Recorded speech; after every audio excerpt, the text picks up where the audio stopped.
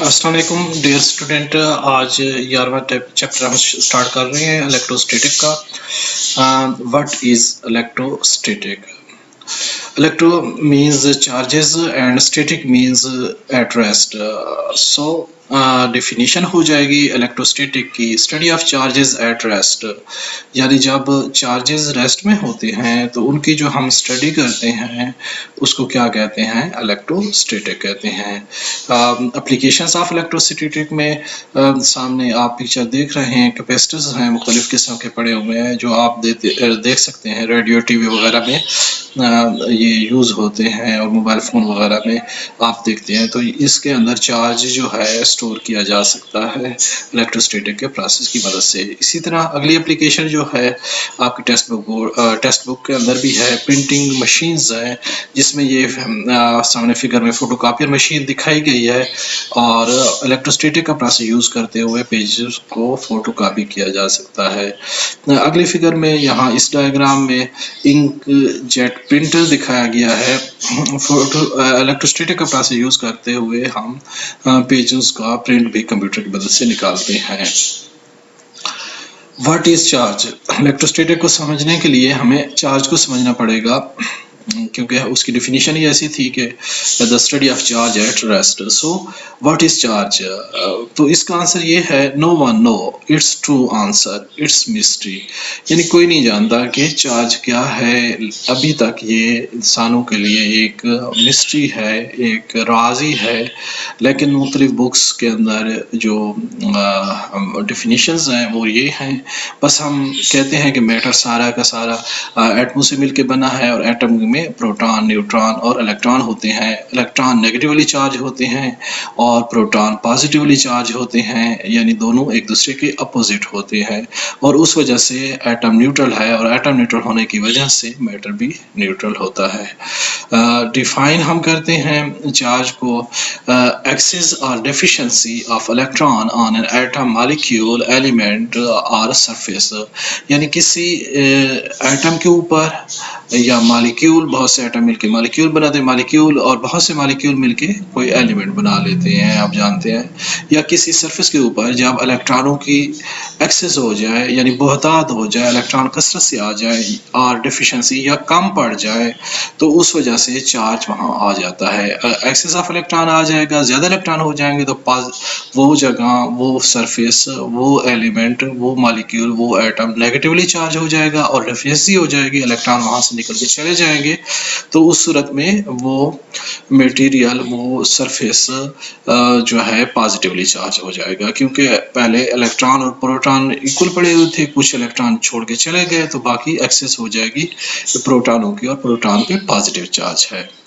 एक दूसरी डेफिनेशन है जो बुक्स वगैरह में मिलती है हमें, it is an intrinsic property of matter. Intrinsic कहते हैं नेचुरल, यानी जिबिलत, जिसकी जिबिलत में हो, यानी पैदाइशी हो, विरासत में मिले कुछ, उसको इंट्रिंसिक कहते हैं। यानी ये मैटर की प्रॉपर्टी है, खसूसियत है कि वो चार्ज रखता है और मास रखता है। तो हमें चार्ज को समझने के लिए ये दो डेफिनेशन याद करनी होंगी। आगे बढ़ते हैं students. How charge is detected? अगर चार्ज किसी सरफेस पे, किसी रॉड पे, किसी जगह पे आ जाता है तो हम कैसे डिटेक्ट कर पाएंगे कि वहाँ चार्ज मौजूद है? तो लेबॉरेटरी के अंदर जो हम इंस्ट्रूमेंट यूज़ करते हैं, इलेक्ट्रोस्कोप उसको कहते हैं, इलेक्ट्रोस्कोप से चार्ज जो है डिटेक्ट किया जा सकता है कि चार्ज यहाँ प्रेजेंट है या नहीं है। तो इसका सामने फिगर में डायग्राम दिखाया गया है। ये एक ग्लास की बॉटल है, ये एक कनेक्टिंग रॉड है जिसके नीचे गोल्ड फाइल्स लगे हुए हैं, लीव्स हैं यहाँ एंड पे, और यहाँ ऊपर एक कंडक्टिंग मेटल प्लेट लगी हुई है और रॉड ये इंटरकनेक्टेड है। ये किसी चार्ज रॉड को चार्ज हम कर लेते हैं किसी कपड़े वगैरह के साथ, उसको जब हम रब करते हैं तो उस रॉड के ऊपर पॉजिटिव चार्ज आ जाता है। पॉजिटिव चार्ज चार्ज आने की वजह से जैसे ही उसको यहाँ मेटालिक प्लेट के साथ लगाते हैं, टच करते हैं, तो वो चार्ज ट्रांसफ़र हो जाता है इस कंडक्टिंग रॉड की मदद से इन गोल्ड फाइल्स की तरफ, और गोल्ड फाइल्स पे क्योंकि वही सेम चार्ज वहाँ आ जाता है उस सरफेस पे जो रॉड का होता है, तो ये दोनों एक दूसरे को रिपेल करते हैं। इनिशियली ये एक दूसरे से चिमटे होती हैं, ये फाइल्स, ये पतरियाँ चिमटी होती हैं, और जैसे ही ये आप इसको रॉड को करीब लाते हैं इस मेटल प्लेट के, तो ये एक दूसरे से दूर हो जाती हैं। तो ये शो करता है कि ये जो रॉड आपने यहाँ लगाया है वो चार्ज है।